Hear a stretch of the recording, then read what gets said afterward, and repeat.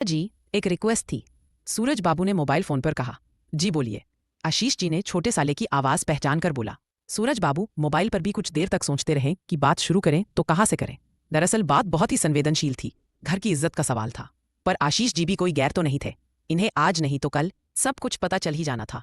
बाद में आशीष जी ही कहते कि पहले हमें बताया क्यों नहीं। यही शिकायत बहन भी करती। साले साहब, कुछ बोलिए भी। इंतजार के बाद की उकताहट वाली आवाज। जीजा जी, दरअसल घर में बहुत प्रॉब्लम चल रहा है। वहां माँ और भाभी में बिल्कुल नहीं बन रही है। सत्येंद्र भैया भी भाभी की तरफ से बोलता है और अक्सर माँ को डपट देता है। कल देर रात माँ का फोन आया था कि वह वहां बहुत कष्ट से है, कोई ख्याल नहीं रखता। भाई तो वैसे भी घर पर नहीं रहता है और भाभी और उनके बच्चे माँ का बिल्कुल ही ख्याल नहीं रखते हैं। घर घर की कहानी थी। साले से पहले यही सब कुछ आशीष जी अपनी पत्नी के श्रीमुख से सुन चुके थे, इसलिए उन्हें उकताहट होने लगी थी। इच्छा हुई कि फोन काट दे, पर यह समस्या का समाधान नहीं था। साले साहब दोबारा फोन कर देते। मुझे आनंदी ने सब कुछ बता दिया है। आनंदी आशीष जी की पत्नी का नाम था। आप तो ये बताइए कि मैं इस मामले में क्या कर सकता हूँ। सूरज बाबू के स्वर में हिचकिचाहट के भाव आए।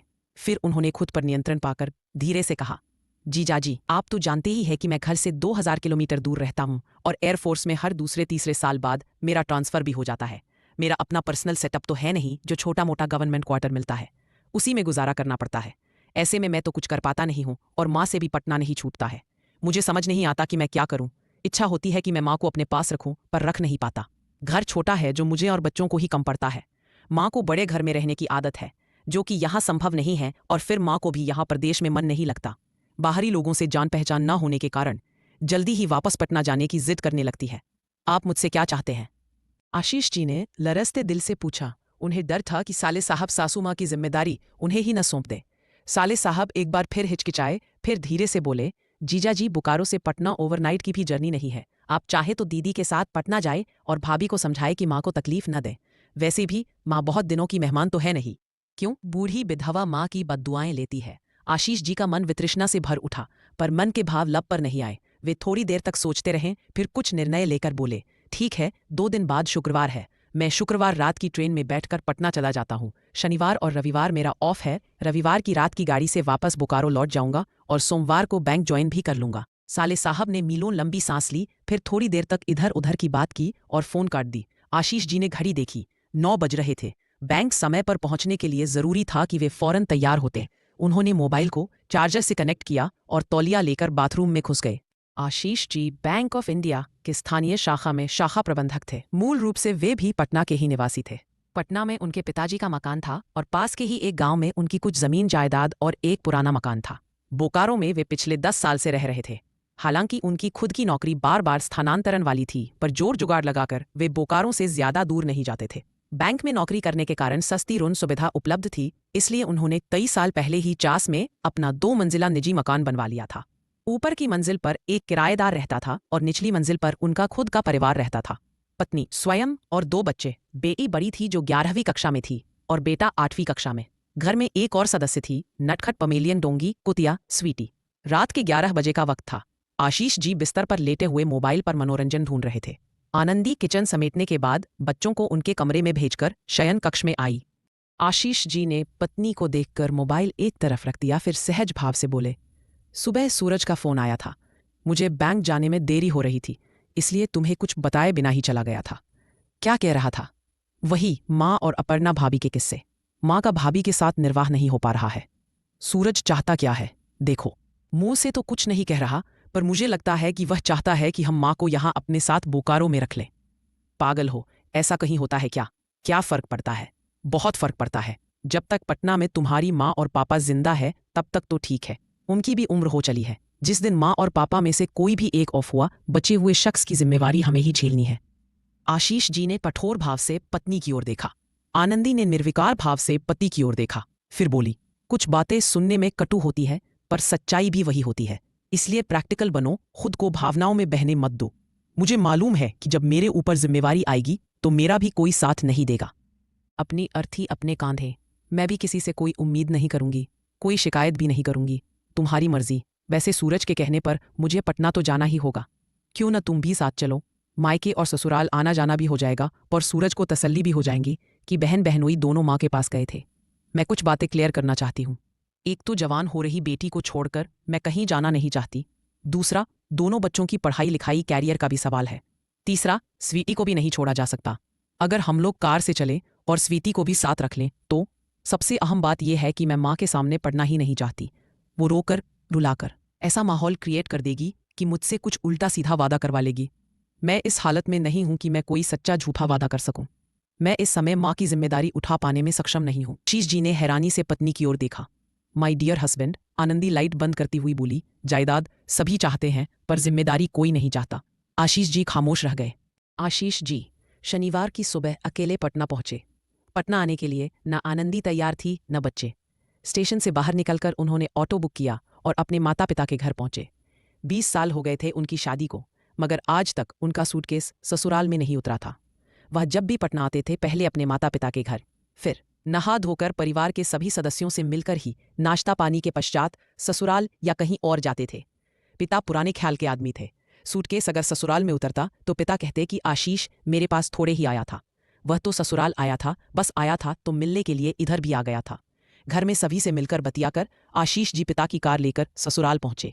बोकारो से निकलने से पहले वह बड़े साले सत्येंद्र जी को, जो गया में रजिस्ट्रार ऑफिस में ऑफिस सुपरिटेंडेंट थे, को फोन पर सूचना दे चुके थे कि वह शनिवार की शाम को पटना में उनसे मिलना चाहते हैं। दरअसल सत्येंद्र जी की नौकरी ऐसी थी कि वे काम करे ना करे उन्हें मुख्यालय पर उपलब्ध रहना ही होता था। कभी भी उनसे कार्यालय संबंधी कोई भी जानकारी मांगी जा सकती थी। सिर्फ छुट्टियों के समय या विश्राम के दिन वह अनुमति लेकर मुख्यालय छोड़ सकते थे, वह भी कोई वाहिद मजबूरी बताकर। उस समय 11 बज रहे थे। जब आशीष जी ससुराल पहुंचे, सासू माँ को पहले से मालूम था कि दामाद जी आने वाले हैं, अतः वह भी उनकी प्रतीक्षा कर रही थी। सलहज और उनके बच्चे स्कूल गए हुए थे, जो दोपहर 2 बजे के बाद ही घर लौटते थे। सास दामाद के मध्य जो भी वार्तालाप होता उसे सुनने वाला कोई गवाह नहीं था। सासू माँ को खुलकर बोलने की आज़ादी थी। वृद्धा को श्रोता मिला, अपनापन मिला तो लगा जैसे भावनाओं का आवेश हृदय से फूट निकला हो। पलकों ने बगावत कर दी थी। वह बहुत देर तक रोती रही, कल्पती रही। जब मन का गुबार कम हुआ तो वॉश बेसिन में जाकर मुंह हाथ धोई। फिर बेटे बहू की, पोते की, मेड की, पड़ोसन की, दूसरे रिश्तेदारों का शिकायती खाता खोलकर बैठ गई। उन्हें हर किसी से शिकायत थी, पर सबसे ज्यादा शिकायत बड़ी बहू अपर्णा से थी। इतनी शिकायत कि अगर यमराज को वृद्धा पर दया आ जाती तो अपर्णा अगले ही क्षण जीवित नहीं रह पाती। आशीष जी ने वृद्धा को खुलकर बोलने दिया। जब शिकायतों का कोष रिक्त हो गया, मन के सारे गुबार निकल गए, तब तक आशीष जी समझ चुके थे कि सासू माँ नाराजगी वश प्रलाप कर रही है। वह 65 वर्ष की थी पर उम्र के लिहाज से स्वस्थ थी। डायबिटीज और बीपी की दवाइयां जरूर खाती थी, पर उन दवाइयों का नकारात्मक प्रभाव परिलक्षित होते नहीं दिख रहे थे। अच्छी भली हट्टी कट्टी दिखती थी। मम्मी आपका खाना, कपड़ा, दवाइयों की करता है? वे सहज भाव से पूछे।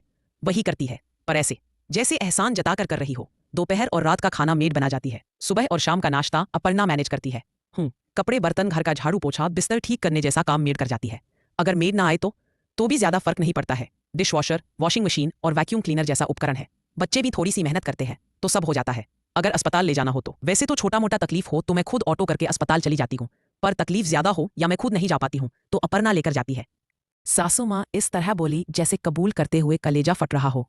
नए कपड़े लेने हो तो बार त्योहार पर जब सबके कपड़े खरीदे जाते हैं तो मेरे भी आते हैं। सूरज भी जब पटना आता है तो वो भी मेरे लिए खरीदारी करता है। हर माह मुझे अपर्णा 2000 रुपए खर्च करने के लिए भी देती है। 2000 में आपका गुजारा चल जाता है। मुझसे तो 200 रुपए भी खर्च नहीं होते। जरूरत पड़े तो मैं और भी पैसा निकाल सकती हूँ। अलमारी की चाबी तो मेरे ही पास रहती है। अपर्णा ने कह रखा है कि मैं जितनी जरूरत हो पैसे निकाल सकती हूँ। आशीष जी ताज्जुब से सास की तरफ देखे, फिर आश्चर्य मिश्रित स्वर में बोले, फिर आपको तकलीफ क्या है? बेचारी भाभी सब कुछ तो कर रही है आपके लिए। मैं क्या जानवर हूं जो खाने पीने, पहनने ओढ़ने के लिए दे दिया तो हो गया? मुझसे कोई बात नहीं करता। एक ही छत के नीचे हम अजनबी की तरह रह रहे हैं। मेरे पोतों के पास भी मेरे पास बैठने के लिए समय नहीं है। मुझे कहीं भी आने जाने की आज़ादी नहीं है। सब काम पूछ कर करना पड़ता है। मुझे तो पसंद की टीवी सीरियल भी देखने की अनुमति नहीं है। मैं किसी के घर जा नहीं सकती, किसी को अपनी मर्जी से घर बुला भी नहीं सकती। आशीष जी ने एक हुंकारी भरी फिर उठे और पूरे घर का निरीक्षण करने लगे। 5 बेडरूम, एक हॉल, एक किचन सेट का घर था। सभी बेडरूम में अटैच लेट बाथ था। पूरा घर सुरुचिपूर्ण तरीके से सजा हुआ था। सजावट की हर चीज अपनी आभा बिखेर रहा था और अपने बहुमूल्य होने का प्रमाण दे रहा था। खुद सासू माँ का कमरा सलीके से सजा हुआ था। एक बड़ा सा टीवी सेट एक दीवार पर टंगा हुआ था।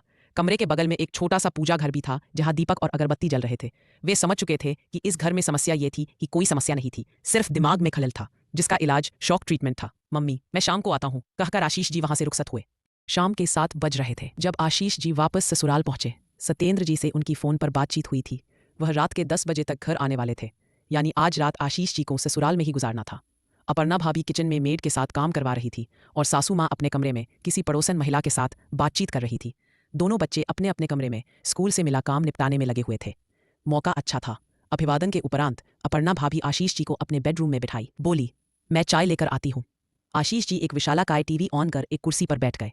10 मिनट के बाद अपर्णा भाभी एक ट्रे में चाय, बिस्कुट एवं नमकीन लेकर आई और एक मर्यादित दूरी पर कुर्सी खींच कर बैठ गई।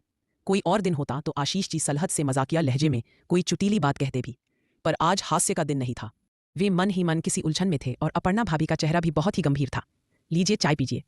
चाय का प्याला आशीष जी की ओर सरकाती हुई वह बोली, भाभी जी, दरअसल मैं आपसे कुछ कहना चाहता था। माँ जी के बारे में? आशीष जी ने हैरानी से अपर्णा जी की ओर देखा। अपर्णा जी के होठों पर एक फीकी मुस्कान रेंग कर रह गई। आशीष जी, आप में और मुझ में एक ही तो कॉमन है, वह है हमारी सासी माँ। वह आपकी भी उतनी ही सास है जितनी कि मेरी। सत्येंद्र जी भाई बहनों में सबसे बड़े थे, उनके बाद आनंदी एवं सबसे छोटे सूरज बाबू थे। आप तो बहुत कुछ अंदाजा लगाए बैठी हैं। इसमें अंदाजा लगाने की क्या बात है? आप सूचना देकर आ रहे हैं। मेरे पतिदेव से आपका आग्रह है कि आज रात वे आपसे जरूर मिले। ऊपर से बार बार देवर जी का फोन करना। घर में तलखी का माहौल। क्या इतने हिंट्स के बाद भी कुछ और कहना जरूरी रह जाता है?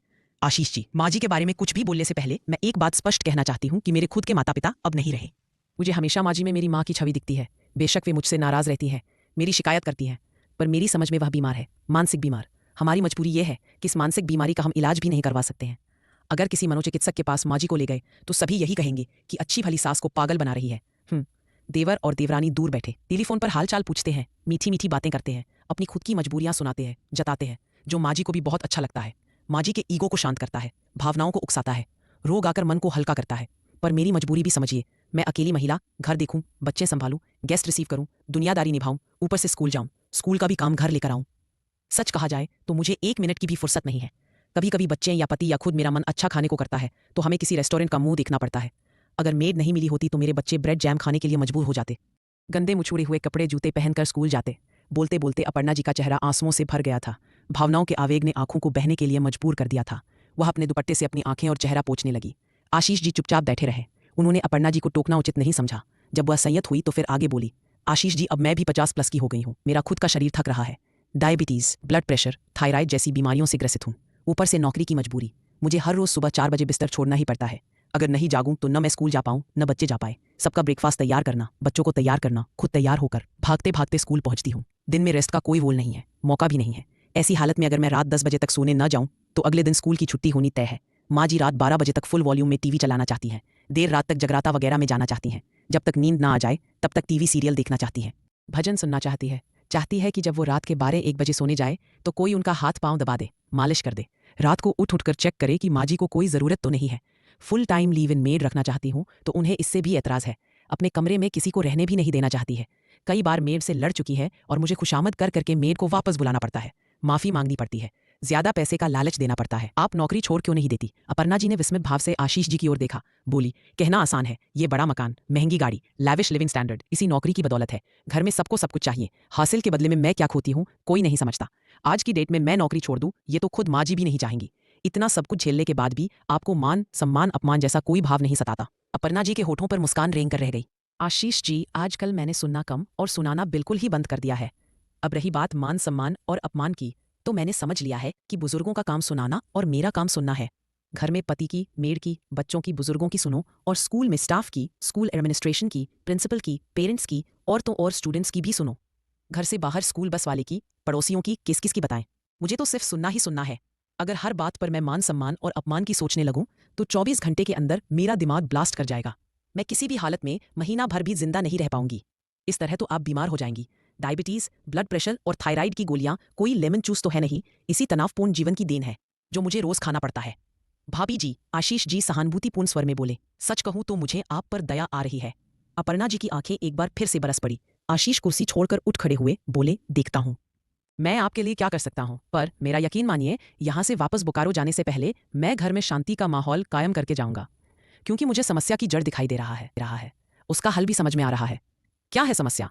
शैतान का डेरा। आप लोगों ने मम्मी जी को जरूरत से ज्यादा आराम करवा दिया है। इनका शरीर थकता ही नहीं। इन्हें करने के लिए कोई काम देना होगा, कोई जिम्मेवारी देनी होगी, किसी न किसी काम में व्यस्त रखना होगा। सास बहू की झगड़े वाली सीरियल देख देखकर इन्हें भी नई नई खुराफात सूझने लगी है। आशीष जी को अपनी तरफ से बोलते देखा तो उनके मन में तसल्ली सी हुई, होठों पर मुस्कुराहट स्वतः आ गई। आशीष जी, एक बात मैं और कहना चाहती हूँ। जी कहिए। एक व्यक्ति वह होता है जिसे हाथ से काम करना होता है, और एक व्यक्ति वह होता है जिसे काम तो कोई करना नहीं है, सिर्फ यह दिखाना और जताना होता है कि मुझे तुम्हारी कितनी फिक्र है। माँ जी चाहे तो मुझे रोज थप्पड़ मारती रहे तो भी मैं हंसकर रोकर भी उनकी सेवा करती रहूंगी। समझूंगी कि उनकी बीमारी और बढ़ गई है, और मैं पहले ही कह चुकी हूँ कि माँ जी के लिए मैं कुछ भी करने के लिए तैयार हूँ, बर्दाश्त की हद तक सहने के लिए तैयार हूँ। पर तकलीफ तब होती है जब कोई दूर बैठकर मोबाइल के जरिए माँ जी के कान में मंत्र फूंकता है, अच्छे भले शांतिपूर्ण माहौल में अशांति फैलाता है। देवर जी भले ही माँ जी के लिए कुछ भी न करे, पर माँ जी को अनावश्यक भड़काए तो नहीं। भाभी जी आप निश्चिंत रहिए, ईश्वर ने चाहा तो बहुत जल्द ही सब कुछ ठीक हो जाएगा। दोनों के बीच शांति छा गई। भाभी मुझे छत पर जाना है, आशीष जी उठते हुए बोले। क्यों?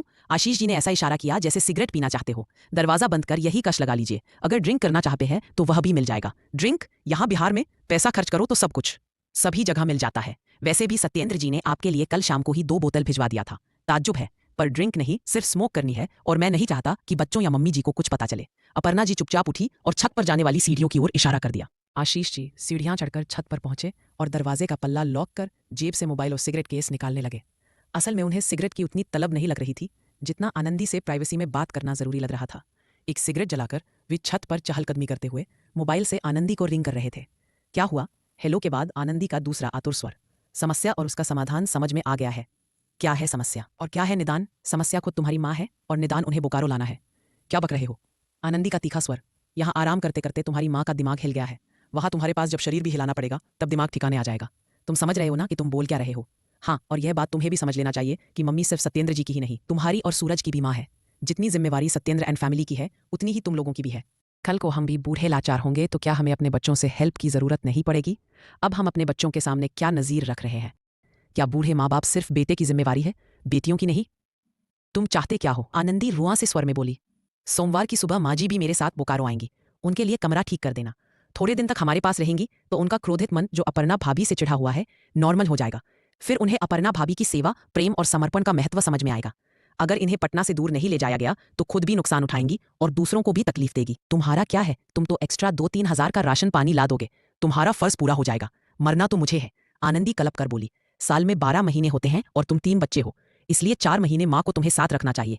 क्योंकि मैं तुम्हारा पति हूँ इसलिए मुझे भी तुम्हारा साथ देना चाहिए। और हाँ, बात रही राशन पानी की, तो मैडम आटा लगाने से ज्यादा मेहनत आटा कमाने में लगता है। यकीन ना हो तो कभी खाली जेब अजनबी जगह पर जहां तुम्हें कोई नहीं जानता हो 2,000 रुपए की तलाश करना, या तो भीख मांगनी पड़ेगी या खुद को बेचना पड़ेगा। शट अप, आनंदी गुस्से से बोली। आशीष जी ने कॉल डिस्कनेक्ट किया और मोबाइल पर अगली रात की ट्रेन का टिकट सर्च करने में व्यस्त हो गए। सास को बोकारो ले जाने के लिए किसी की हामी की जरूरत नहीं थी, खुद सास की भी नहीं। आशीष जी द्वारा फोन काटते ही आनंदी का दिमाग भाई भाई करने लगा था। वह समझ नहीं पा रही थी कि माँ के आगमन पर वह खुश होवे या दहाड़े मार मार कर रोवे। कैसी मजबूरी थी, अपना दुख वह किसी से साझा भी नहीं कर सकती थी। बात सास ससुर के आगमन की होती तो वह सास ससुर में लाख खोट साबित करती हुई उन्हें बोकारो न लाने के लिए दलीलें देती, पति से विवाद करती, झगड़ा करती, सास ससुर को वापस लौट जाने के लिए बाध्य करती। पर शकुंतला देवी उसकी माँ थी, जन्मदात्री थी। किसी से माँ की बुराई करती तो लोग माँ को नहीं आनंदी को ही बुरा कहते। किसी के भी सामने वह उपहास की पात्र नहीं बनना चाहती थी। बेबसी के आलम में आनंदी की पलकों से आंसुओं की धार बह निकली। कुछ देर तक रोने के बाद उसने कुछ सोचकर छोटे भाई सूरज को उसके मोबाइल फोन पर कॉल लगाया। भाई, ये कौन सी मुसीबत में डाल दिया तुम लोगों ने मुझे? फोन लगते ही वह पलट कर बोली। क्या हो गया? सूरज का हैरान स्वर। तुम्हारी जीजा जी माँ को हमेशा के लिए बोकारो ला रहे हैं। तू तो जानता है कि मुझसे मेरे खुद का काम तो होता नहीं, माँ की सेवा कैसे कर पाऊंगी मैं? देखा, सूरज विजेता के भाव से बोला। मैं कहता था ना कि अपर्णा भाभी कितनी बड़ी जादूगरनी है। जीजा जी को बेवकूफ बनाकर माँ को तुम्हारे पल्ले मर दिया। अब दोनों भाई बहन एक दूसरे की अहम की संतुष्टि के लिए मोबाइल पर अपर्णा की बुराई करने में व्यस्त हो गए। किसी को ख्याल न आया कि वे अपर्णा में जो कमियां गिनवा रहे थे वे कमियां उनमें भी थीं और प्रचुर मात्रा में थी। अब क्या करोगी? सूरज ने पूछा। मैं क्या करूंगी? पतिदेव के आदेश का पालन करने के अलावा और क्या कर सकती हूँ? जितना बन सके मम्मी की सेवा करूंगी। वे कह रहे थे कि 4-4 महीने तीनों भाई बहन माँ को अपने साथ रखो। तू कब लेने आएगा? दीदी, मेरा ट्रांसफर होने वाला है, देखते हैं कहाँ नई पोस्टिंग मिलती है। फैमिली रखने लायक जगह होगी तो शिफ्ट टालने वाले अंदाज में बोला। प्रत्यक्षतः माँ को अपने साथ रखने के विषय में चर्चा होते ही वह विषय परिवर्तन कर लेता था। आनंदी ने तिरस्कार भाव से मुंह बनाया, फिर फोन काटकर ख्यालों में डूब गई। 45 साल की उम्र में जब खुद का शरीर थक रहा हो, इच्छा होती हो कि अब कोई और उसकी सेवा करे, ऐसी हालत में नई जिम्मेदारी निभाना इतना सरल भी तो नहीं था। आशीष जी ने सिगरेट का अंतिम कश लगाकर बचे हुए टुकड़े को छत की मुंडेर पर रगड़ कर बुझाया, फिर सिगरेट की लाश को छत से दूर सड़क की ओर उछाल दिया। वे जानते थे कि आनंदी चाहे जितना भी विरोध करे, ना इत्तफाकी दिखलाए, पर जब उसकी माँ उसके सामने खड़ी होगी तो मर्जी हो ना हो माँ के साथ बेअदबी नहीं करेगी। मजबूरी में गले पड़े ढोल को वैसे ही बजाएगी या बजाने का अभिनय करेगी जैसे सब कुछ उसकी इच्छा के अनुरूप हो रहा हो। आशीष जी छत से नीचे जाने के लिए छत के दरवाजे के पल्ला खोलने ही जा रहे थे कि किसी ने हौले से दरवाजा नॉक किया। दरवाजा खुला, सामने बड़े साले साहब सत्येंद्र भैया खड़े थे। अभिवादनों परांत दोनों छत पर वापस लौटे। आशीष जी ने सिगरेट केस और लाइटर पेश किया। तदोपरांत दोनों ने एक एक सिगरेट सुलगा लिया था। आशीष जी, 2 मिनट के लिए मेरी अपर्णा से बातचीत हुई है। उसने मुझे बताया है कि आप मुझसे क्यों मिलना चाहते हैं और आपके यहाँ आने का मकसद क्या है। फिर तो भाभी जी ने ये भी बता दिया होगा कि मैंने उनसे क्या वादा किया है। हाँ, पर आप करना क्या चाहते हैं? कुछ विशेष नहीं, सिर्फ थोड़े दिन अपने साथ रखूंगा, माहौल में परिवर्तन होगा, थोड़ा शॉक ट्रीटमेंट मिलेगा, भ्रम टूटेगा तो मम्मी जी का दिमाग ठिकाने लगेगा। मैं कुछ समझा नहीं। आपकी माँ को भ्रम हो गया है कि कोई उन्हें प्यार नहीं करता, किसी को उनकी फिक्र नहीं है। अपर्णा भाभी ने उन पर बहुत सारी पाबंदियां लगा रखी है। उन्हें इन्हीं भ्रमों से मुक्ति दिलानी है। जो भी कीजिएगा सोच समझ कर कीजिएगा, कहीं आपकी तरकीब उल्टी न पड़ जाए। माँ हम लोगों से तो नाराज है ही, आप लोगों से भी नाराज न हो जाए। देखते हैं, थोड़े दिनों की बात है। अगर मेरा उपाय कारगर नहीं निकला तो फिर कुछ और सोचेंगे। सत्येंद्र जी और आशीष जी ने सिगरेट खत्म किया, थोड़ी देर कुछ और बातचीत करते रहे, फिर सीढ़ियां उतरकर घर के अंदर पहुंचे। सत्येंद्र जी अपने कमरे में रह गए और आशीष जी सास के कमरे में गए। पड़ोस की महिला जो सास से वार्तालाप कर रही थी जा चुकी थी। पलंग पर बैठी हुई शकुंतला देवी ने दामाद को प्रणाम के प्रत्युत्तर में आशीर्वाद दिया और एक खाली कुर्सी खींचकर पास बैठने का इशारा किया। मम्मी जी, आप अपना सामान पैक कर लीजिएगा, कल शाम की गाड़ी से आप मेरे साथ बोकारो जा रही है। शकुंतला देवी पहले हैरान हुई, फिर खुश हुई, फिर शंकित होकर पूछ बैठी, ये लोग मुझे बोकारो जाने देंगे? क्यों नहीं? मेरी भैया भाभी से बात हो गई है, पर मैं एक दिन में जाने की तैयारी कैसे कर पाऊंगी? वृद्धा की दूसरी शंका प्रकट हुई। क्या तैयारी करनी है? वृद्धा कपड़े चप्पल दवाइयां जैसी कई जरूरत की चीजें गिनवाने लगी। मम्मी, आप सिर्फ अपना आधार कार्ड और डॉक्टर की प्रिस्क्रिप्शन ले लीजिएगा, बाकी हर चीज बोकारो में भी मिलती है, आपकी दवाइयां भी। कहकर आशीष जी उठे और सत्येंद्र जी के कमरे में गए। रात के 11:15 बजे सत्येंद्र जी शाम की जाम के साथ उनका इंतजार कर रहे थे। बोकारो जाने के नाम पर शकुंतला देवी का मन मयूर नाच उठा था। खुशी से दिल बल्लियों उछल रहा था। वह बहुत खुश थी। आशीष जी के जाते ही उन्होंने एक कागज का टुकड़ा उठाया और फिर एक पेंसिल से उन चीजों की फहरिस्त बनाने लगी जो वह अपने साथ बोकारो लेकर जाना चाहती थी। अगली शाम आशीष जी अपने पिता के घर से सीधे रेलवे स्टेशन पहुंचे थे तथा सत्येंद्र जी और अपर्णा के साथ शकुंतला देवी स्टेशन पर आई थी। प्लेटफॉर्म पर मुलाकात हुई। तब तक इस्लामपुर हटिया मेल एक्सप्रेस अभी पटना रेलवे स्टेशन के प्लेटफॉर्म पर नहीं आई थी। शकुंतला देवी बहुत सौहार्दपूर्ण माहौल में पटना से बोकारो जा रही थी। उनके पास 2 बड़े-बड़े सूटकेस के अलावा एक खाने का बैग और कंधे से लटका वैनिटी बैग था। घर से निकलने से पहले अपर्णा ने उन्हें 10,000 नगद और अपना एक एटीएम कार्ड पिन नंबर कंठस्थ करवाकर दे दिया था। सास बहू दोनों एक दूसरे को ठीक से रहने की, घर का और अपने स्वास्थ्य का ध्यान रखने की नसीहत दे रही थी। आज रविवार का दिन था। दोनों पोते अजय विजय घर में ही थे। आज शकुंतला देवी पोतों के पास बैठकर एंड्रॉइड फोन की बहुत सारी फंक्शन सीखी थी। वीडियो कॉल करने, मैसेज भेजना, फोटो क्लिक करना, व्हाट्सएप और फेसबुक जैसे ऐप इंस्टॉल करवाई थी और चलाने की विधि सीखी थी। आशीष जी जो सत्येंद्र जी के साथ जरा दूर खड़े होकर आपस में बातचीत कर रहे थे, सास बहू को घुट-घुट कर बातें करते देख कह उठे, जिस तरह अभी दोनों बातें कर रही हैं, इन्हें देखकर कौन कह सकता है कि इनके बीच कोई मनमुटाव भी होगा? दोनों भली है, दिल से दोनों ही अच्छी है, पर क्या करे, सास बहू का रिश्ता ही ऐसा होता है कि बिना विवाद द्वेष के साथ रह ही नहीं पाती। बिल्कुल सांप नेवले की तरह का रिश्ता है सास बहू का, हर पल एक दूसरे पर टूट पड़ने के लिए तैयार, सदा हमलावर रहती है। दरअसल एक को सत्ता कब्जाना होता है और दूसरी को डर सता रहा होता है कि मेरी सत्ता कहीं चली नहीं जाए। सच है, हर स्त्री अपने बेटे के सिर पर बड़े उल्लास और उमंग से सेहरा बांधती है, पर पेरों के बाद जब बेटा बधू को विदा करवाकर जब वापस लौटता है, तब कल तक उल्लासपूर्ण माहौल में जी रही माँ को लगता है कि बेटे पर से उसका सर्वाधिकार छीन गया हो, बेटा अब पराया हो गया हो, बेटे पर प्रभुत्व जताने वाली आ गई हो। गाड़ी प्लेटफॉर्म पर आ गई तब अपर्णा ने झुककर शकुंतला देवी के चरण स्पर्श किया। शकुंतला देवी के मुंह से भी सदा सुहागन रहो का आशीष निकला। फिर माँ को सहारा देकर सत्येंद्र जी ने सेकंड एसी के डब्बे में चढ़ाया।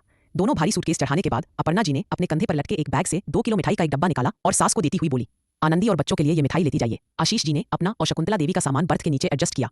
10 मिनट के पड़ाव के बाद रेलगाड़ी पुनः स्टार्ट हुई और अगले स्टेशन की ओर रवाना हो गई। तब आशीष जी ने मुस्कुराते हुए कहा, मम्मी जी, आप तो भाभी को ऐसे आशीर्वाद दे रही थी जैसे आप लोगों के बीच कुछ हुआ ही नहीं हो। तो क्या करती? शकुंतला देवी तनिक कुड़कर बोली, कोई 5 हुए तो आशीर्वाद ही तो दिया जाता है। ये भी सही है, वैसे भी सदा सुहागन रहो का आशीर्वाद आपके बेटे की लंबी आयु के लिए है, जो आपने दिया बहू को है, पर जो फलीभूत आपके बेटे पर होगा। वृद्धा असमंजस भाव से आशीष जी की ओर देखी। दरअसल वह समझ ही नहीं पाई थी कि आशीष जी ने कहा क्या था। बोकारो चलिए, जल्दी ही आपका भ्रम टूटेगा और आपके होश ठिकाने आएंगे, आशीष जी ने सोचा। फिर वह अपर्णा जी के द्वारा दिया गया मिठाई का डब्बा खाने वाले बैग में रखने लगे। सुबह 5:30 बजे का वक्त था जब वे घर पहुंचे थे। आनंदी ने मां का स्वागत बड़े ही उत्साह का प्रदर्शन करते हुए किया था। आशीष जी को उसके अभिनय कला पर जरा भी संदेह नहीं था। आनंदी के होंठ मुस्कुरा रहे थे, पर आंखें उसके अभिनय का साथ नहीं दे रही थी। आशीष जी बनते कोशिश आनंदी से दूर रहने की कोशिश कर रहे थे ताकि उसके चुपते हुए समय चले गए। पूरा परिवार ग्राउंड फ्लोर पर रहता था, इसलिए सीढ़ियां चढ़ने उतरने की कोई समस्या न थी। शकुंतला देवी को नवासे मोहित के कमरे के बगल वाला कमरा दे दिया गया था, चाहे मजबूरी में ही, पर आनंदी ने कमरा मां की रुचि के अनुसार सजा दिया था। घर में एक पुराना पर चालू हालत का टीवी सेट रखा था, उसे मां के कमरे में रखवाकर डीटीएच कनेक्शन भी करवा दिया था। शकुंतला देवी का सामान उनके कमरे में पहुंचा दिया गया था। जब वे घर पहुंचे थे तब वातावरण में अंधेरा ही था। मां को उनके कमरे में पहुंचाकर रेस्ट करने के लिए कहकर आनंदी किचन का रुख की। बच्चों को समय से स्कूल भेजने के लिए उसे रोज 6 बजे बिस्तर छोड़ना ही पड़ता था। बच्चों को तैयार होने में मदद करना, उनका लंच बॉक्स तैयार करना, उनके जूते कपड़े ठीक करना जैसे कई काम होते थे जो आनंदी को बतौर मां व्यस्त रखते थे। इसी दौरान बेजुबान स्वीटी का भी ध्यान रखना पड़ता था। समय पर उसे उसके दरबे से बाहर न निकाला जाए तो वह भोगती और उधम मचाती थी। 8वीं कक्षा में पढ़ने वाले मोहित की जिद पर स्वीटी को इस शर्त पर घर लाया गया था कि स्वीटी का पूरा ध्यान मोहित को रखना पड़ेगा। उसे नहलाना निवृत्त करवाने का काम मोहित करेगा। खाने की व्यवस्था आनंदी को करना था। स्कूल जाने से पहले मोहित स्वीटी को सुनसान नाले की ओर घुमा लाता था। अब ये बात जुदा थी कि मोहित स्वीटी को नहीं, स्वीटी मोहित को घुमा लाती थी। मोहित स्वीटी को घुमाकर वापस लाया तब घर में अपने लिए अजनबी शकुंतला देवी को देखकर स्वीटी नाराजगी से भौंकने लगी, जिसे मोहित ने डपट कर चुप करवाया था। पामेलियन कुतिया होती ही कितनी बड़ी है, पर काट लेगी, इंजेक्शन लेने पड़ेंगे के डर से शकुंतला देवी सिकुड़ कर रह गई। शकुंतला देवी को पहला झटका स्वीटी ने ही दिया था। Big movies, back to back. I rent. Shakuntala Devi सिकुड़ कर रह गई। शकुंतला देवी को पहला झटका स्वीटी ने ही दिया था। आनंदी मां के आगमन पर जरा भी खुश नहीं थी। कभी उसे मां पर गुस्सा आता था तो कभी पति पर। मां चूंकि मेहमान थी इसलिए वह मां से क्या कहती, अगर कुछ कहती तो मायके से भी जाती। खुद उसकी मां ही उसकी बदनामी करती। पति मुंह छुपाकर सोया पड़ा था। एक बार इच्छा हुई कि जगाकर सवालों की बौछार कर दे, पर जानती थी कि अगर नींद पूरी नहीं हुई तो दिन भर बैंक में जम्हाइयां लेते रहेंगे और शाम को खुद आनंदी की क्लास लगाई जाती। इसीलिए फिलहाल उसने वेट और वॉच की नीति पर चलने की सोच लिया था। अपने मुंह से कुछ कहो नहीं, इंतजार करो कि अगला क्या कहता है। माँ के प्रति एक ही विचार आया कि जो अत्यधिक सुख सुविधा के बावजूद असंतुष्ट रहती थी, वह जल्दी ही यहाँ से भी उकता जाएगी। बाद में जो बदनामी होगी उसका ख्याल किए बिना ही पति महोदय जैसे किसी जिद के हवाले होकर माँ को घर ले आए थे। दिन के 10 बजने वाले थे जब बच्चे स्कूल और आशीष जी बैंक जा चुके थे। आनंदी 2 प्याली चाय लेकर आई और माँ के साथ तब चाय पीती हुई बोली, मम्मी चाय पीकर तुम्हारा सामान अलमारी में जमा देते हैं।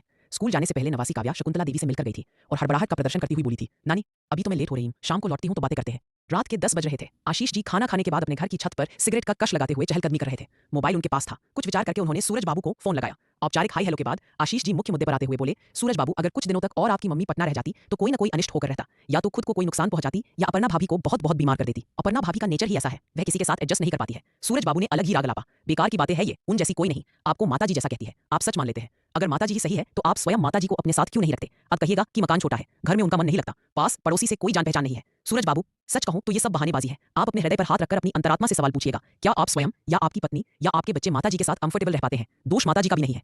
एक तो जैसे जैसे बुढ़ापा बढ़ता जाता है मन बच्चे की तरह हट करने लगता है। दूसरा, हर किसी ने ये सोच लिया है कि बुढ़ापा आराम करने की उम्र है। माताजी को बेवजह क्यों आराम करवाना चाहते हैं आप लोग? ठीक है, इस उम्र में वह ज्यादा मेहनत का, ज्यादा भारी, ज्यादा देरी तक काम नहीं कर पाती, पर जितना और जो काम कर पाती है उसी में उन्हें व्यस्त क्यों नहीं रखा जा सकता? माताजी से ज्यादा उम्र की बहुत सी महिलाएं आजीविका के लिए श्रम करती हैं।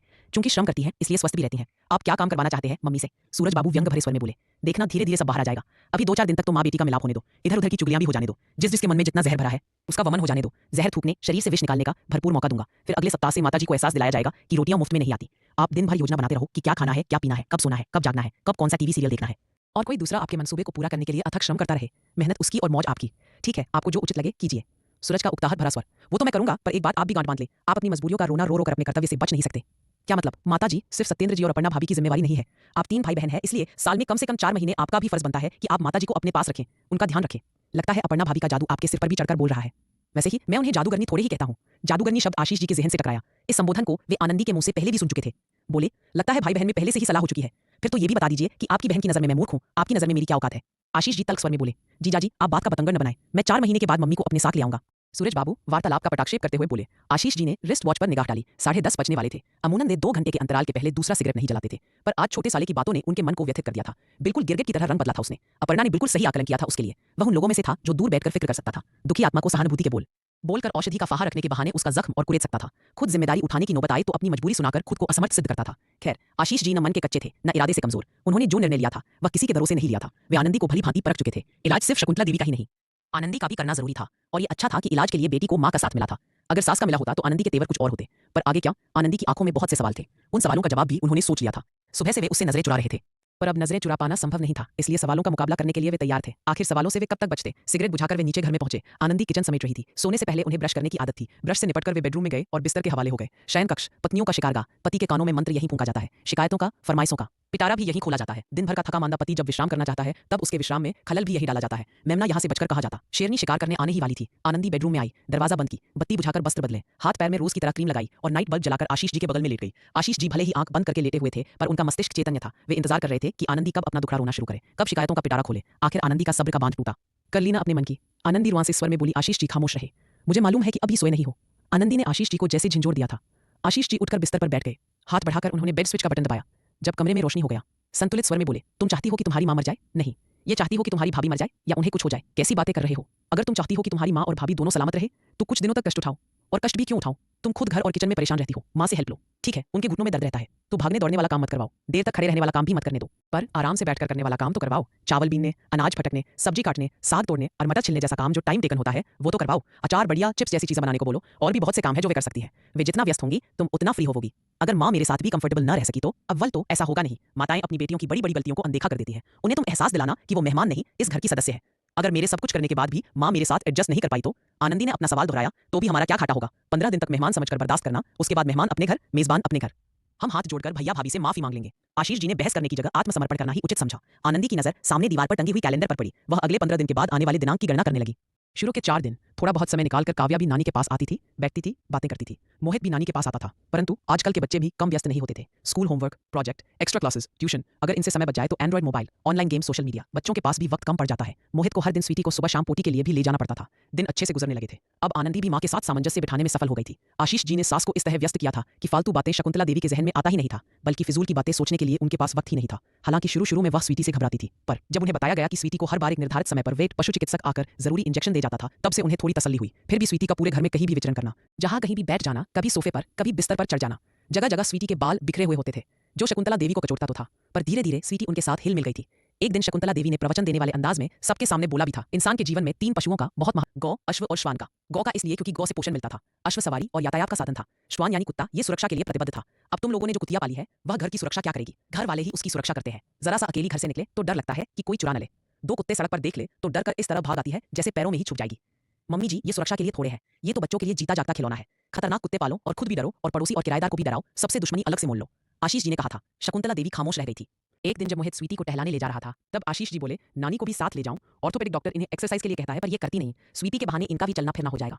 उस दिन बाध्य होकर शकुंतला देवी को मोहित के साथ जाना ही पड़ा। दरअसल शकुंतला देवी की सारी मेडिकल रिपोर्ट आशीष जी ने एक ऑर्थोपेडिक डॉक्टर को दिखलाया था।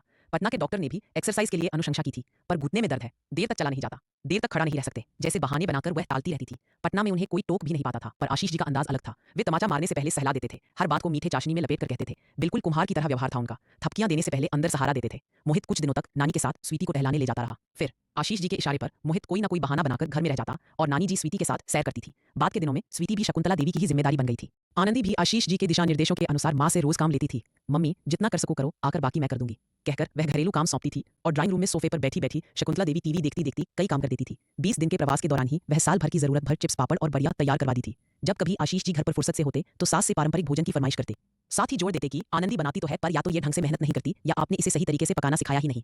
उस दिन सासू माँ दामाद की बातों को चुनौती की तरह लेती थी और बूढ़ी अम्मा का हुनर सामने आ जाता था। फिर तो मोहित और काव्या भी कह पड़ते, नानी आपकी तरह मम्मी कभी नहीं बना पाती, और आनंदी बच्चों को झिड़क कर कहती, हाँ मुझे कुछ नहीं आता, तुम लोगों को जो पसंद हो नानी से ही बनवा लेना। ये सब बातें शकुंतला देवी के लिए उत्साहवर्धन का काम करती थी और अगली बार वह और अधिक मनोयोग से किचन में काम करती थी। माँ से सहयोग मिला तो आनंदी की शिकायतें भी दूर हो गई। अब उसे भी थोड़ा बहुत फुर्सत मिलता था। अब वह कोई दूसरा काम या दोपहर में आराम कर सकती थी। एक महरी सुबह शाम आती थी जो दोनों समय झाड़ू पोछा और बर्तन कर जाती थी। कपड़े ऑटोमेटिक वॉशिंग मशीन में धुल जाते थे, गमलों में पानी महरी ही डाल जाती थी। यदा कदा जब आनंदी कहीं बाहर गई हो तो शकुंतला देवी सामान्य खाना भी बनाकर रखती थी। आनंदी को और क्या चाहिए था? कैलेंडर ताकना तो उसने कभी का बंद कर दिया था। अब तो उसे ये सोचकर दहशत होती थी कि माँ के जाने के बाद वो काम कैसे करेगी। माँ ने उसकी आदतें बिगाड़ दी थी। मन क्लेश मुक्त हुआ तो शकुंतला देवी के दिन भी मजे से गुजरने लगे थे। एक शाम जब आशीष जी बैग से लौटे तो उनके हाथ में रामायण थी। शकुंतला देवी को सादर भेंट करते हुए बोले, मम्मी जी हम लोगों को रामायण पढ़ने का समय तो मिलता नहीं, क्यों ना आप पढ़े और हमें समझाएं। उस शाम के बाद हर शाम आशीष जी बैग से लौटने के बाद कम से कम आधा घंटा शकुंतला देवी के पास बैठते और दिन भर में क्या पढ़ा क्या समझा सास के श्रीमुख से सुनते। पहले तो शकुंतला देवी को अटपटा सा लगा था, पर नियमित पाठ के बाद उन्हें भी आनंद आने लगा। एक समय हर किसी से असंतुष्ट रहने वाला, शिकायत करने वाला मुख जब रामायण की चौपाइयों का पाठ करने लगा, उसे समझने एवं उसकी व्याख्या करने लगा, उसका प्रवचन करने लगा, तो शकुंतला देवी का हृदय परिवर्तन हुआ। अब उनकी लोगों के प्रति भावनाएं बदली। जिसके प्रति मन में कटुभाव था मृदुल भाव में बदलने लगा था। धीरे धीरे नजरिया भी बदला। मन जो पहले कमियां ढूंढता था अब उसमें त्याग का भाव आने लगा। खुद को अपर्णा की जगह रखकर सोची तो उन्हें एहसास हुआ कि इतना श्रम तो उन्होंने भी अपने जीवन में कभी नहीं किया था। उनकी भी सास थी। बतौर सास वह अपनी बहू से जो अपेक्षा रखती थी, जब वह बहू की भूमिका में थी तो क्या वह अपनी सास की अपेक्षाओं पर खरी उतरी थी? ईमानदाराना जवाब था नहीं। उनकी युवावस्था में इतनी सुविधा नहीं थी तो इतना संघर्ष भी नहीं था। मेहनत तभी करना पड़ता था पर मेहनत ही करना था। जीवन इतना तनावपूर्ण नहीं था। और रही बात सास की, तो सास से सुनना तो उन्हें भी पड़ता था। सास की असंतुष्टि की शिकार तो वह भी थी। रामायण के बाद दूसरे धार्मिक ग्रंथ एवं अन्य उच्च कोटि के साहित्य भी आशीष जी ने मुहैया कराया था। कई बार होता यह था कि आशीष जी शकुंतला देवी के पास बैठे होते थे। शकुंतला देवी कथा का सारांश सुना रही होती थी और आशीष जी का दिमाग बैंक की उलझनों में उलझा हुआ होता था। कोई योजना बना रहा होता था, समस्याओं का निदान सोच रहा होता था। जहनी तौर पर वे वहां उपस्थित नहीं होते थे, फिर भी शकुंतला देवी को वे यह एहसास नहीं होने देते थे कि वे सुन नहीं रहे हैं, या उस प्रवचन में उनकी कोई रुचि नहीं थी। खाली दिमाग शैतान का घर यूं ही नहीं कहा जाता। अब शकुंतला देवी के पास काम था, सोच में जिम्मेदारी थी, शाम को सुनाने के लिए कुछ पढ़ना था। उनका भी मन वहां रम गया था। पर समय गतिशील है, हर पल बदलता रहता है। आशीष जी का भी समय बदला। बहुत दिनों से आशीष जी का प्रमोशन ड्यू था। बोकारो के आसपास भिन्न भिन्न ब्रांचों में उन्हें 10 साल से ज्यादा हो गया था। इस वजह से उन्हें प्रमोशन तो मिला, पर स्थानांतरण आदेश के साथ उन्हें पदोन्नति पर रांची भेजा गया था। रांची बोकारो से लगभग 125 किलोमीटर दूर था। पहले तो उन्होंने सोचा था कि डेली अप डाउन कर ले, पर 7 दिन में ही एहसास हो गया कि एक तरफ की बोकारो के घर से रांची बैंक तक पहुंचने में कम से कम 4 घंटे का सफर तय करना पड़ता है, जो कभी कभार तो संभव था, पर हर रोज आना जाना न संभव था न उचित था। प्रतिदिन 8 घंटे की यात्रा और बैंक में भी पर्याप्त समय देना था। कभी कभार कोई उलझन हो तो रात के 10 भी बैंक में गुजर सकते थे। बच्चों की शिक्षा के कारण पूरी फैमिली को भी रांची शिफ्ट नहीं कर सकते थे। संकट का समय था। प्रमोशन छोड़ते तो भी क्या होता? उच्चाधिकारियों के मध्य छवि बिगड़ती। कोई चिढ़ जाता तो बिना प्रमोशन कहीं दूर स्थानांतरित करवा देता। तय ये हुआ कि आशीष जी रांची में एक कमरा किराए पर ले। शनिवार की शाम बोकारो लौटे और सोमवार की सुबह घर से निकलकर सीधे बैंक पहुंचे। जब कभी कोई छुट्टी हो या बोकारो लौटना संभव होता था तो आशीष जी बोकारो आ जाते थे। शकुंतला देवी, जिसे आशीष जी मजबूरी में घर लाए थे, आज उनका बहुत बड़ा सहारा थी। आनंदी को माँ से सहायता तो मिलती ही थी, अब पति की गैर मौजूदगी में माँ के होने से सुरक्षा की भावना भी बनी रहती थी। ऐसे समय में भी जब ना पति साथ रहते थे, बच्चे भी स्कूल जाते थे, जरूरत की चीजों के लिए आनंदी को ही हाट बाजार जाना होता था। पर माँ के कारण कभी दरवाजे पर ताला लगाने की जरूरत नहीं पड़ती थी। वैसे तो बाहरी सहायता के लिए पड़ोसी थे, अपने मकान के दो किराएदार भी थे, पर बड़ी हो चुकी काव्या के कारण वह गैर लोगों की अपने घर में उपस्थिति चाहती भी नहीं थी। दुनिया आनंदी ने भी देख रखी थी, कितना स्वार्थी जीव है मनुष्य, कितना स्वार्थी जीव है मनुष्य। पल पल अपना स्वार्थ देखता है, अपने स्वार्थ के हिसाब से ही अपनी प्राथमिकताएं बदलता है। सास को रेलवे स्टेशन छोड़कर अपर्णा पति के साथ एक मॉल में गई थी, वहां से कुछ खरीदारी की थी, देर हो रही थी तो होटल से खाना पैक करवाकर घर लौटी थी। होटल का खाना देखकर अजय विजय दोनों खुश हो गए थे। खाना उन व्यंजनों में स्वाद नहीं लगा था। दरअसल खाना तो वही था, पहले की तरह ही स्वादिष्ट, पर अपर्णा की मन स्थिति प्रसन्नचित नहीं थी। बेवजह खुद को सताती हुई आत्मग्लानि से पीड़ित सास अगर किसी उत्सव में गई होती तो बहुत खुशी की बात होती, पर हकीकत वह जानती थी। विदाई के समय का सौहार्दपूर्ण माहौल एक आडंबर के अतिरिक्त कुछ न था। सत्येंद्र जी ने जैसे अपर्णा की मनोदशा को भांप लिया था, उसकी ठुड़ी उठाकर वीरान सी आंखों में झांकते हुए बोले, ज्यादा सोच विचार न करो, कुछ एक दिन की बात है, माहौल बदलेगा तो माँ की सोच भी बदलेगी। वैसे भी वो कोई वृद्धाश्रम थोड़े गई है जो तुम्हें इतनी चिंता हो रही है, ज्यादा से ज्यादा 2 महीना रहेगी, फिर यहाँ आने की जिद करने लगेगी। अपर्णा ने सिर को झटका और डाइनिंग टेबल पर से बर्तन समेटने लगी। शुरू के 2 दिन ही अपर्णा को घर में शांति का माहौल लगा, खींच पीट बंद थी तो सुख की सांस आई, पर ज्यों-ज्यों दिन बीतने लगे घर में शून्यता का भान होने लगा था। ये शून्यता का वृत्त निरंतर बढ़ता ही जा रहा था। आज शकुंतला देवी को गए 4 दिन ही हुए थे कि मेड ने किचन में काम करते समय अपर्णा से कहा कि भाभी, जब से अम्मा जी गई है तब से यहाँ सुख शांति है। चुप करो, अपर्णा क्रोधवश मेड को झिड़कती। मम्मी इस घर की मालकिन है, वो जो चाहे कर सकती है, इसलिए मम्मी का जिक्र भी इज्जत से लिया करो। मेड चुप रह गई, पर तभी से अपर्णा का मन विचलित हो रहा था। रात के 8:30 बज रहे थे। अजय विजय के साथ अपर्णा डाइनिंग टेबल पर बैठी हुई थी। आज अपर्णा का मन कुछ ज्यादा ही विचलित हो रहा था। यह आवाज को संज्ञा जताती हुई बोली, क्यों, दादी का फोन आया था? नहीं, दोनों संवेद स्वर में बोले। दादी की याद आती है? आती तो है, बड़े बेटे अजय ने कहा। फिर दादी के पास पहले बैठता क्यों न था? उनसे बातचीत क्यों नहीं करता था? दादी से क्या बात करता? कुछ भी। फिर हमारे स्कूल या ट्यूशन का काम कौन करता? दादी घर में ही तो रहती थी, कभी कोई काम बोलती थी तो हम दोनों में से कोई कर ही देता था, अजय ने कहा था। मम्मी, जब हम लोग खुद ही दादी को दिन भर देखते रहते थे तो मुंह से हालचाल पूछना जरूरी कहाँ था? विजय ने दलील दी। अपर्णा निरुत्तर रह गई। लेकिन अब तो दादी दूर रह रही है, अब क्यों नहीं बात करता? अपर्णा जिद भरे स्वर में बोली। मैं क्या बात करूंगा, आप ही कर लीजिए, विजय जिद भरे स्वर में बोला। सोने से पहले मैं बात कर लूंगा और आपकी भी बात करवा दूंगा। अपर्णा को क्रोधित होते देख अजय ने बात संभाली। दादी से बात मेरे सामने करना, पर यह मत बताना कि मैं तेरे पास खड़ी हूं। अपर्णा समझाने वाले अंदाज में बोली। क्यों बेटा, तू नहीं समझेगा, ऐसी बातें समझने की तेरी अभी उम्र नहीं है। मैं जानता हूं, विजय बोला। दादी आपसे नाराज रहती थी इसलिए ना। अपर्णा खामोश रह गई। रात के 10 बज रहे थे। शकुंतला देवी अपने कमरे में लेटी हुई टीवी पर कोई सीरियल देख रही थी। आवाज बिल्कुल ना के बराबर था। वजह वही था जो पटना में भी रहता था। जब सभी सोने जा रहे हों तो कोई शोर मचाता हुआ हाई वॉल्यूम में टीवी कैसे देख सकता था? बेटी के घर भी वही पाबंदियां थी, पर यहाँ उन्हें शिकायत नहीं थी। पराए घर में लोग अनुशासित हो ही जाते हैं। भजन कीर्तन जगराता के लायक अभी उनकी यहाँ जान पहचान भी नहीं हुई थी। तभी अपर्णा का नाम उनके मोबाइल पर एक सुरीले रिंगटोन के साथ चमका। शकुंतला देवी का एक बार मन किया कि फोन बजते रहने दे, पर कुछ सोचकर उन्होंने फोन उठा लिया। अजय विजय दोनों से बात हुई, कई तरह की बातें हुई, पर अपर्णा का जिक्र न शकुंतला देवी ने उठाया था और न हिदायतन अजय विजय ने। उस दिन के बाद से हर दूसरे तीसरे दिन अजय विजय माँ की मौजूदगी में दादी से बात कर लिया करते थे। मोबाइल अपर्णा का ही होता था, क्योंकि शिक्षिका होने के नाते अपर्णा को मालूम था कि पर्सनल मोबाइल स्कूल जाते बच्चों को कब दिलवाना चाहिए। अपर्णा शकुंतला देवी से तो नहीं, पर आशीष जी से अक्सर खुद बात करती थी। सास के स्वास्थ्य एवं व्यवहार के बारे में चर्चा होती थी। अपर्णा इंतजार कर रही थी कि कब शकुंतला देवी का मन बोकारों से उचटने लगे, पर ऐसा हुआ नहीं था। धीरे धीरे 8 महीने गुजर गए। अब आनंदी के सब्र का पैमाना छलकने लगा था, क्योंकि लोग अक्सर शकुंतला देवी के बारे में पूछने लगे थे। कोई वक्त था जब बेटी दामाद के घर कोई माँ आजीवन नहीं जाती थी। बेटी के घर का पानी तक नहीं पिया जाता था, और शकुंतला देवी तो 8 महीने से वहां रह रही थी। शनिवार की रात थी। सत्येंद्र जी पटना आए हुए थे। सुनो जी, अपर्णा बगल में लेटे हुए सत्येंद्र जी से बोली, एक बात कहूं? कहूं? सत्येंद्र जी जो पलंग पर लेटे हुए मोबाइल देख रहे थे, मोबाइल से नजर हटाए बिना बोले, मम्मी के बिना घर बिल्कुल सुना सुना लगता है। आप तो सप्ताह में एक बार घर आते हैं, बच्चे भी अपनी अपनी दुनिया में व्यस्त है। कभी कभी लगता है कि हम लोग सिर्फ पैसा कमाने की फिक्र में अपनी जिंदगी खो दिए हैं। न आपको फुर्सत है, न मुझे, न बच्चों को। जी सभी रहे हैं, पर अलग अलग। क्या इसी के लिए परिवार होता है? अब तो बच्चे खाना भी साथ बैठकर नहीं खाना चाहते हैं। दोनों अपने अपने कमरे में लैपटॉप ऑन कर लेते हैं, कभी कोई मूवी देखते हुए, कभी कुछ काम करते हुए। निवाले तोड़ते हैं। तुम चाहती क्या हो? अपर्णा जी ने पति के चेहरे पर निगाह डाली और तनिक संकोचपूर्ण स्वर में धीरे से बोली, मम्मी को बोकारो गए हुए 8 महीने से ज्यादा हो गए हैं। बेटी दामाद के घर इतने दिनों तक रहना उचित नहीं है। आप मम्मी को वापस क्यों नहीं ले आते? अभी नहीं, थोड़े दिन आशीष जी के साथ और रहने दो। आशीष जी दावा करके गए थे कि शॉक ट्रीटमेंट के द्वारा वे मां की सनक का इलाज कर देंगे। काहे का शॉक ट्रीटमेंट? मेरी परसों ही आशीष जी से बात हुई थी। मम्मी तो वहां मजे में है, बल्कि उनके ट्रांसफर होने के बाद तो हालत यह है कि अगर हम मम्मी को यहाँ ले आए तो आनंदी परेशान हो जाएगी। पर क्या तुम चाहती हो कि माँ और आनंदी जो सुख से रह रही है दोनों परेशान हो जाएं? नहीं, पर माँ के बिना हमें भी तो दिक्कत हो रही है। क्या दिक्कत हो रही है? मम्मी घर में रहती थी तो घर का एक सदस्य हमेशा घर में होता था। मेड चाहकर भी अपनी मनमानी नहीं कर पाती थी। तो तुम चाहती हो कि मम्मी घर की चौकीदारी करें? अजीब हाल है, आपसे तो बात करना भी फजूल है। अपर्णा कुटकर बोली। देवी जी, सत्येंद्र जी ने हाथ बढ़ाकर बेड स्विच से लाइट ऑफ करते हुए बोले, मैं माँ से बात करूंगा, पर माँ की इच्छा विरुद्ध कुछ नहीं होगा। माँ तभी आएंगी जब उनकी मर्जी होगी। ठीक है, लगाइए फोन। अपर्णा फिर से लाइट ऑन करती हुई बोली, 11 बजने वाले हैं, क्या पता माँ सो गई हो, कल सुबह बात करते हैं। नहीं, अभी लगाइए, माँ इतनी जल्दी नहीं सोती, अपर्णा ने कहा और पति के हाथ से मोबाइल लेकर खुद शकुंतला देवी का नंबर पंच कर दी। अब दौर पहले वाला ना था, जो शकुंतला देवी रात के 2 बजे तक जागती थी। दिन भर में थकान इतनी हो जाती थी कि अब तो 10 बजे ही उनकी पलकें मुनने लगती थी। अपर्णा की जिद ने उन्हें सोते से जगाया था। माँ की उनींदी आवाज सुनकर सत्येंद्र जी ने फोन काटना चाहा, पर माँ ने फोन काटने नहीं दिया। माँ कैसी हो? आग्नेय दृष्टि से अपर्णा की ओर देखते हुए सत्येंद्र जी विनीत स्वर में माँ से बोले, अच्छी हूँ, लगता है मेरी माँ का मन लग गया है वहाँ। शकुंतला देवी एकदम से उस सवाल का जवाब ना दे सकी। थोड़ी देर के बाद जैसे कुछ विचार कर बोली, बेटा, पिछले 8 महीने में मैंने खुद के बारे में, तुम लोगों के बारे में, आनंदी और आशीष जी के बारे में बहुत विचार किया है, जिसके निष्कर्ष पर मैं कह सकती हूँ कि मेरे सभी बच्चों में आशीष जी सबसे समझदार और अपर्णा सबसे अधिक सहनशील है। मैं चाहूंगी कि मेरे नाती पोतों को भी अपर्णा जैसी ही वधू मिले। फिर भी कभी मुझसे या अपर्णा से फोन पर बात क्यों नहीं करती? करती तो हूँ हर दूसरे तीसरे दिन। अजय विजय जो मुझसे अपर्णा के मोबाइल से बातें करते हैं, क्या वे अपनी मर्जी से करते हैं? क्या मैं अपने पोतों को जानती नहीं? मैं शर्त लगाकर कह सकती हूँ कि हर बार माँ के कहने पर ये मुझे फोन लगाते हैं और हर बार अपर्णा वही पास में होती है। इस समय भी जब तुम मुझसे बातें कर रहे हो, अपर्णा के कहने पर कर रहे हो और अपर्णा तुम्हारे पास बैठी हुई है। सत्येंद्र जी अवाक रह गए। कितना सटीक आकलन किया था उनकी माँ ने। तभी तो कहते हैं कि जो जो शरीर थकता जाता है, अनुभव का दायरा बढ़ता जाता है। माँ, सच कहूँ तो इस समय भी मैं अपर्णा के कहने पर ही फोन कर रहा हूँ और जरूर तुम्हारा फोन स्पीकर मोड पर है और बगल में बैठी अपर्णा मेरी आवाज सुन रही है। प्रणाम मम्मी, हकबकाई अपर्णा के कंठ से निकला। इस समय उसकी हालत ऐसी थी जैसे उसकी चोरी पकड़ी गई हो। आशीर्वाद है तुम्हें, पर एक बात बता, तुम दूसरों से फोन करवाती हो, खुद क्यों नहीं करती? मम्मी, मुझे लगता था कि आप मुझसे नाराज हैं, इसलिए मैं आपका हाल चाल जानने के लिए बच्चों से फोन जरूर करवाती थी, पर खुद बात करने का हौसला नहीं कर पाती थी। मेरी नाराजगी से तुम्हें फर्क पड़ता है? हाँ मम्मी जी, हाँ, बहुत बहुत फर्क पड़ता है। तो अब किसी और के माध्यम से नहीं, खुद फोन लगाया करो। अब मैं आपसे रोज बात करूंगी, पर फोन पर नहीं। फिर कैसे? आप यहाँ वापस आ जाइए। मम्मा, मैं कैसे आ सकती हूँ? मेरा मतलब है कि मैं अकेली कैसे आ सकती हूँ? मुझे बोकारो भी आशीष जी लेकर आए थे, सत्येंद्र को भेजो। मम्मी, मैं खुद आपको लेने आऊंगी। कहते कहते अपर्णा का कंठ अवरुद्ध हो गया था और फिर उसी रात सोने से पहले तय हो गया कि अगले शनिवार की शाम वे उसी ट्रेन से बोकारो जाएंगे जिस ट्रेन से शकुंतला देवी आशीष जी के साथ गई थी। अपर्णा पटना में बैठेंगी और सत्येंद्र जी गया में आ जाएंगे। ट्रेन पटना से बोकारो गया होते हुए जाती थी। नौकरी पेशा लोगों की भी मजबूरी है, वे जब भी कहीं बाहर जाने की योजना बनाते हैं तो उसमें शनिवार और रविवार का दखल जरूर रहता है। शनिवार की ड्यूटी करके ट्रेन में बैठ जाऊं और सोमवार को अलसुबह वापस लौटकर ड्यूटी ज्वाइन कर लो। अपर्णा ने सोमवार के दिन छुट्टी लेने का फैसला कर लिया था। अगले 5 दिनों में शकुंतला देवी का कमरा फिर से तरतीब से सजा दिया जाता। रविवार की सुबह 6:30 बजे सत्येंद्र जी अपर्णा के साथ आशीष जी के घर पहुंचे। सत्येंद्र जी ने आशीष जी से आग्रह किया था कि उनके आगमन के बारे में किसी को नहीं बताएं। माँ और आनंदी को तो बिल्कुल भी नहीं। सरप्राइज जो देना था। अजय विजय दोनों पटना में थे। अपर्णा का कहना था कि दोनों बड़े हो गए हैं, अकेले जीना भी इन्हें सिखाना होगा। वैसे भी सिर्फ 2 दिन की बात थी, खाना मेड बना ही जाएंगी और इन्हें करना ही क्या है। अगर किसी कारण से मेड न भी आई तो इनके तो व्यारे न्यारे हो जाएंगे।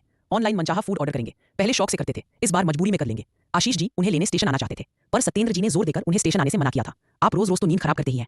रविवार के दिन तो आराम से देर तक सोइए। गाड़ी लगभग राइट टाइम पहुंची थी। सत्येंद्र जी चाहते तो 5:30 बजे ही आशीष जी के घर पहुंच जाते, पर आदतन सभी का हित समझने वाले पति पत्नी ने फैसला किया था कि हम तो जग ही रहे हैं, उनकी नींद क्यों खराब करें। वे ऑटो से उतरे। ठीक उसी समय शकुंतला देवी स्वीटी के साथ प्रातः भ्रमण हेतु गेट से बाहर निकल ही रही थी कि सामने ऑटो रुकता देख खिठकी। फिर आगंतुकों पर नजर पड़ते ही उनके हाथ से स्वीटी की जंजीर निकल गई। ऑटो के जाने के बाद पति पत्नी ने शकुंतला देवी के चरण स्पर्श किए। बूढ़ी बाहों ने पहले पुत्र फिर पुत्रवधू को अपने दामन में खींच लिया। जंजीर छूटते ही स्वीटी जो कुचाले भरती हुई भाग निकली थी। रास्ते में किसी देसी कुत्ते को देखकर वापस लौट आई थी और अपनी उपस्थिति जताने के लिए होले से गुर्राई थी। तुम लोग अंदर जाओ, मैं इसे 15 मिनट में टहलाकर वापस आती हूँ, कहकर शकुंतला देवी झुककर जंजीर को, जो धूल धूसरित हो चुका था, उठा ली। 5 मिनट के अंदर घर में पूरी तरह जाग हो गई थी काव्या, जिसे देर तक बिस्तर पर पड़े पड़े मोबाइल चलाने की आदत थी। मामा मामी के आगमन की बात सुनकर सोफे पर बैठे सत्येंद्र और आशीष जी के पास आ गई थी। मोहित पहले से ही वहां मौजूद था। मैं मम्मी को लेने आई हूँ। किचन में चाय बना रही आनंदी से अपर्णा ने कहा, भाभी, मम्मी ने जब मेरी आदतें खराब कर दी है, तब आप मम्मी को ले जाओगी, फिर तो मेरी हालत ही खराब हो जाएगी। आनंदी बोली। अपर्णा संकोचपूर्ण भाव से मुस्कुराकर रह गई। कहने के लिए उसके पास जैसे कोई शब्द ही नहीं था। शकुंतला देवी जब स्वीटी के साथ घर वापस लौटी तब सत्येंद्र जी ने कहा, माँ, शाम की गाड़ी है, अपना सामान पैक कर लेना। मैं मम्मी का सामान पैक कर देती हूँ। अपर्णा उठती हुई बोली, मम्मी अपना सामान खुद पैक कर लेंगी। आशीष जी दखलंदाजी करते हुए बोले, मम्मी आप अपना काम कीजिए। जब शकुंतला देवी वहां से चली गई तब आशीष जी धीमे स्वर में अपर्णा से बोले, आप फिर इनकी आदतें बिगाड़ देंगी, इन्हें अपना काम स्वयं करने दीजिए। इन्हें आपकी सहायता की जरूरत है, सेवा की नहीं। दिन भर घर में उत्सव का माहौल रहा, अच्छा खाना पीना, घर परिवार की बहुत सी बातें, सभी खुश थे, आनंदी के अलावा। आनंदी जिसे कभी माँ के आगमन पर इतराज था, आज माँ के जाने पर दुखी थी। कारण सिर्फ ये था कि अब उसे माँ का आलंबन प्राप्त था। कल से अकेली वह क्या करेगी, कैसे करेगी, वह यही सोच सोचकर दुखी हो रही थी। 10:15 बजे रात को ट्रेन थी जो लगभग 4 बजे गया स्टेशन पर पहुंचती थी, जहां सत्येंद्र जी गाड़ी से उतर जाते, और 6:30 बजे पटना पहुंचती थी, जहां अपर्णा और शकुंतला देवी को उतरना था। यात्रा की योजना सत्येंद्र एवं अपर्णा के जहन में सुरक्षित था। शकुंतला देवी ने बिना किसी सहायता के खुद अपना सामान अपने दोनों सूटकेस में भर लिया था। रात के भोजनोपरांत जब स्टेशन जाने का वक्त हुआ, आशीष जी शकुंतला देवी के दोनों हाथ में सूटकेस देखकर बोले, मम्मी जी, आपने तो पूरा सामान ही भर लिया। 10-12 दिन के लिए जा रही है, 4 जोड़े कपड़ों में भी काम हो जाता। शकुंतला देवी संकोचपूर्ण भाव से मुस्कुराई, फिर स्वर को स्थिर रखने का प्रयास करती हुई बोली, बेटा जी, आपको हृदय से आशीर्वाद। आपके कारण मेरा जीवन ही बदल गया, मेरी सोच बदल गई। मुझे समझ में आ गया कि इंसान को अपनी उपयोगिता बनाए रखनी चाहिए। स्वामी भी सेवक को तभी तक पास रखता है जब तक सेवक उसके लिए उपयोगी है, अन्यथा सेवानिवृत्त कर दिया जाता है। उसी तरह अगर आप घर का हिस्सा है तो काम में भी आपकी हिस्सेदारी दिखनी चाहिए, तभी घर परिवार में मान सम्मान मिलता है। अपमान से बचने के लिए लोगों के लिए उपयोगी बनना पड़ता है। अगर आप अनुपयोगी है तो घर समाज या किसी को भी आपकी जरूरत नहीं है, और अनुपयोगी सामान भले ही वह कितना भी कीमती क्यों ना हो, वह तिरस्कृत होकर कचरे के डब्बे में मुकाम पाता है। मम्मी जी, आप तो जाते जाते भी प्रवचन करती जा रही है। बेटा, एक बात और सीखा मैंने, दर्द उसे होता है जिसे करना पड़ता है। मुफ्त में मशवरा तो कोई भी दे देता है। सूरज जैसे लोग सिर्फ उकसाते हैं, मदद करने का समय आए तो मोबाइल का सीन बदल देते हैं। इन 8 महीनों में मेरी सूरज से कभी बात नहीं हुई है। मैं फोन लगाती हूँ तो मोबाइल स्विच ऑफ बताता है, अपनी तरफ से वो फोन करता ही नहीं। बात सूरज की नहीं, आपकी हो रही थी। आप तो इस तरह जा रही हैं जैसे फिर कभी आना ही ना हो। आऊंगी, क्यों नहीं आऊंगी, ये मेरे बच्चों का घर है, पर मेरा वहां भी तो घर है। मेरे बच्चे हैं, मेरे पति की यादें हैं। आपकी जब इच्छा हो आप खबर कर दीजिएगा, मैं आपको लेने आ जाऊंगा। और हाँ आनंदी, वे आनंदी से बोले, मम्मी को रामायण और वे किताबें भी दे दो जिनका ये पाठ करती थी। आनंदी धीरे से पूजा घर की ओर चली गई, जहां धार्मिक पुस्तकें करीने से रखी हुई थी। तो दोस्तों, आपको आशीष जी की समझदारी कैसी लगी, कमेंट बॉक्स में अपनी राय जरूर दीजिएगा, और कहानी अच्छी लगी हो तो वीडियो को लाइक, शेयर